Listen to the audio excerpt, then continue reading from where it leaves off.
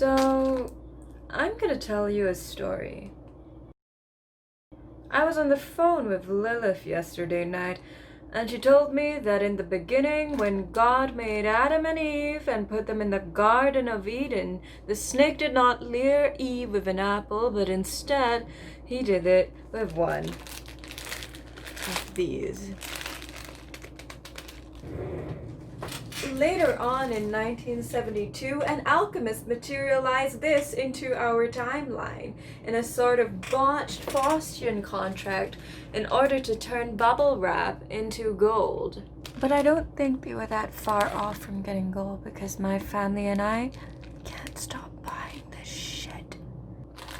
See, yesterday I ate one of these because I wasn't perceiving myself to be a very happy and healthy person or whatever, and I didn't want to bother chopping up vegetables. But you see, I'm like a big chonky chonkers girl with a juicy fat ass, so I gotta keep my food intake in check. So I was thinking, oh, this is 400 calories. That's alright. I'll just eat a lighter dinner or something and treat it as a guilty pleasure. The thing is, it wasn't even that big of a pleasure, wasn't it? Like, one of these is not enough. It's never enough. Two is way too much, and you only feel satiated from this for like half an hour stat. It's got almost every flavor profile in it, but because it's entirely derived from the soulless calculations of a bunch of evil scientists, it lacks a human affect. The taste of this, the dehydrated garlic, the anchovy extract, the oil, and the sugar, it makes me feel emotionally warm, but like in a codependent way. It's like the same way that I feel about bad childhood memories that I've mistaken as good ones. The thing is, like, why do we keep going back to this? Like, why do I keep having to prove to myself that this is a disappointing experience over and over again? Like, because I forget. After a while I have it, I forget how I felt after I ate it. And then I keep seeing memes about how amazing it is. And people write poetry in the name of instant noodles. So you think the next time you try it, it'll be a euphoric, life-sustaining experience. But it's not. And it's like the same thing for a lot of indulgent internet foods, right? Like almost none of these live up to the goodness of the aura that we've built around them.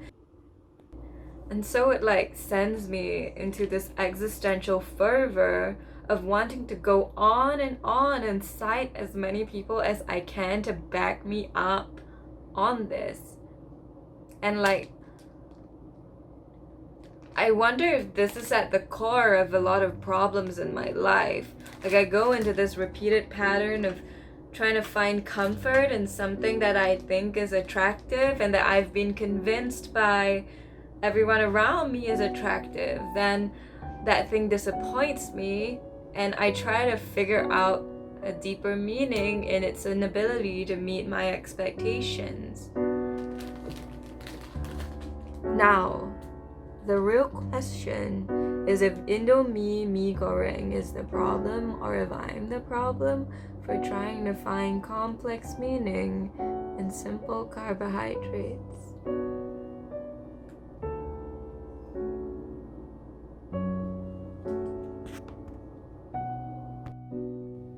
Guess that's just how like the world is and all, and I just wanted to communicate this to you, you know, like I'm not, I don't know, I really wish you all the best, and just like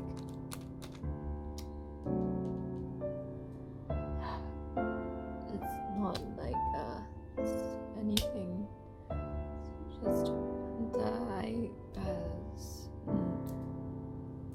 is it my fault? I suppose it is. I think we should all like learn to listen to each other and just like we can like make progress like that, you know. Yeah.